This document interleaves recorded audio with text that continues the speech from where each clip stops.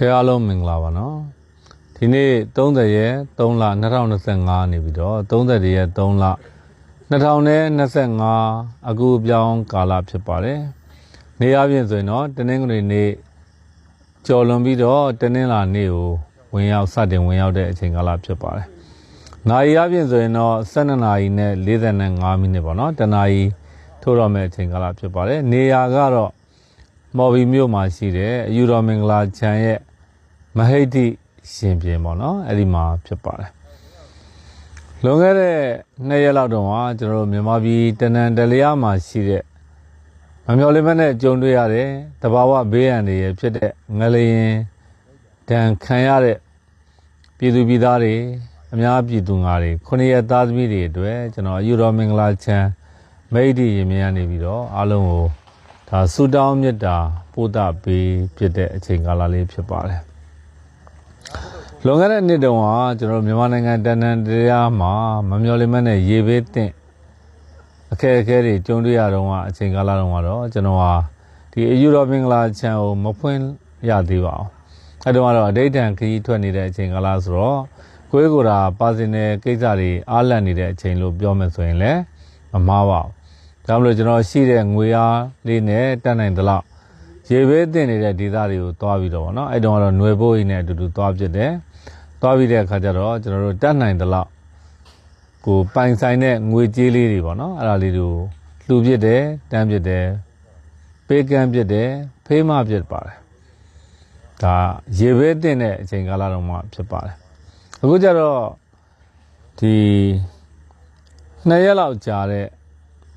သတင်းလေးတွေစောင့်ပြီးတော့ကြည့်တယ်သတင်းလေးတွေတက်လာတာပေါ့နော်သတင်းတွေတက်လာတယ်စိတ်မချမ်းမြေ့စရာမြင်ကွင်းတွေလည်းဖြစ်ပါတယ်ဝမ်းနည်းစရာအဖြစ်ပြက်လည်းဖြစ်ပါတယ်မမျော်လင့်မနဲ့ကြုံတွေ့ရတဲ့သဘာဝဘေးရန်တွေရဲ့ငလျင်ဘေးကြောင့်အိုးအိမ်နေရာထိုင်ခင်းအတွက်ခက်ခဲနေကြတဲ့အများပြည်သူတွေပေါ့နော်အိမ်တွေပြိုကျသွားတာတွေရှိတယ်တက်ရောက်မှပြီးနေတဲ့9ရက်သားသမီးတွေရှိတယ်အကြောင်းမျိုးမျိုးနဲ့ဒီငလျင်ကိုအကြောင်းပြုပြီးတော့ဒုက္ခအခက်အခဲကြုံတွေ့ကြတဲ့စိတ်မကောင်းစရာ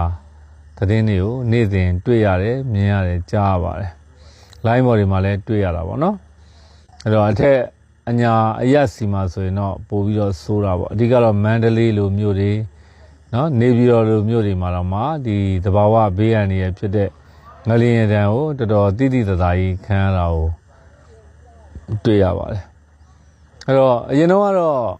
ဒီအယူတော်မင်္ဂလာချမ်းဆိုတဲ့လုပ်ငန်းတာဝန်ကို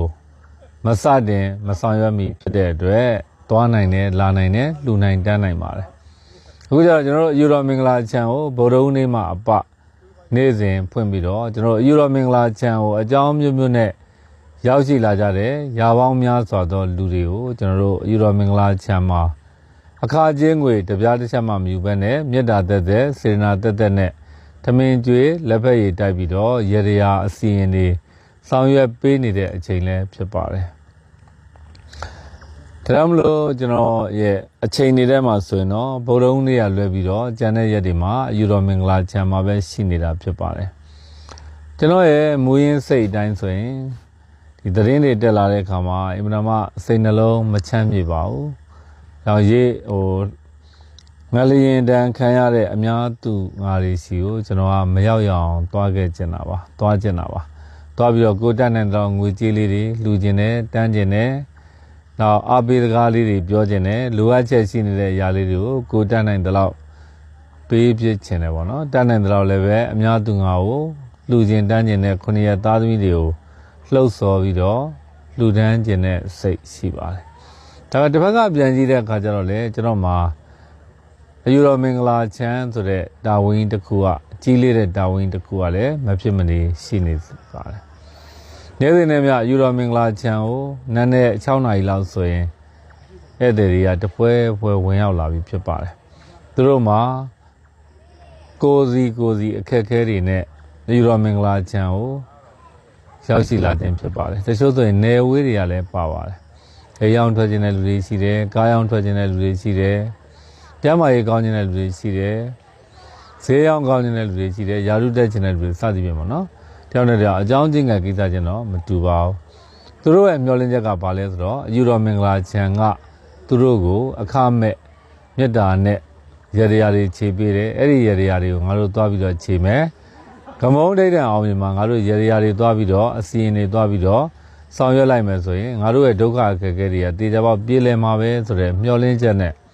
နာနေမိုးတော့9နာရီ6နာရီလောက်ပြီးဆိုကြတဲ့ဟာကျွန်တော်တို့မော်ပြီးကိုလုံးကွင်းမှတ်တိုင်ပိန်းနေကုန်းကျေးရွာမှာရှိတဲ့အယူတော်မင်္ဂလာချံကိုဧည့်သည်တွေကတပွဲပွဲဝင်ရောက်လာတာဖြစ်ပါတယ်အဲ့ဒီဧည့်သည်တွေကိုလည်းကျွန်တော်နေ့စဉ်နဲ့အများမမလတ်နိုင်အောင်ဧည့်တွေ့ရတယ်အဆောင်ရတရားကိစ္စတွေအစီရင်ကိစ္စတွေကိုလည်းဆောင်ရွက်စီမံပေးရပါတယ်လက်ရှိကာလမှာဆိုရင်တော့ဗေဒင်လက္ခဏာဆရာပြတင်တန်းတက်ရောက်ကြတဲ့တင်တန်းသူတင်တန်းသားတွေ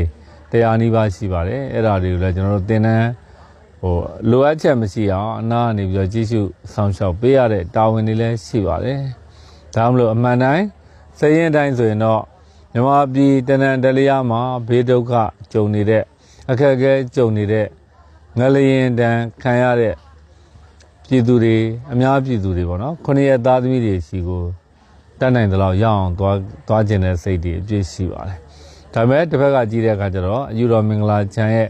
ကြီးလေးတဲ့တာဝန်တွေလည်းတစ်ဖက်ကနေပြီးတော့မမလတ်နိုင်အောင်ထမ်းရွက်နေရတဲ့အချိန်ကာလဖြစ်တဲ့အတွက်ကျွန်တော်အနေနဲ့မရောက်ဖြစ်ပါဘူးမသွားဖြစ်ပါဘူးเนาะအဲ့တော့ကျွန်တော်ယူတော်မင်္ဂလာချံရဲ့မဟိတိရင်ပြင်ကနေပြီးတော့မြန်မာနိုင်ငံသူနိုင်ငံသားအပေါင်းနှလုံးစိတ်ဝမ်းအေးချမ်းကြပါစေစာရည်သားတွေလည်းပေါ်ကျွယ်ဝကြပါစေဘေးဥပ္ပအန္တရာယ်တွေလည်းကင်းရှင်းကြပါစေတဘာဝဘေးဥပ္ပအန္တရာယ်တွေကနေပြီးတော့လွတ်မြောက်ကြပါစေလို့အယူတော်မင်္ဂလာချံမိတ်တိရင်မြန်နေပြီးတော့အားလုံးကိုဆုတောင်းမေတ္တာပို့သပေးပါရစေအထူးအဖြင့်လွန်ခဲ့တဲ့2ရက်လောက်တုန်းကလှုပ်ခဲ့တဲ့ငလျင်တန်ကိုခံရတဲ့အများပြည်သူတွေအတွက်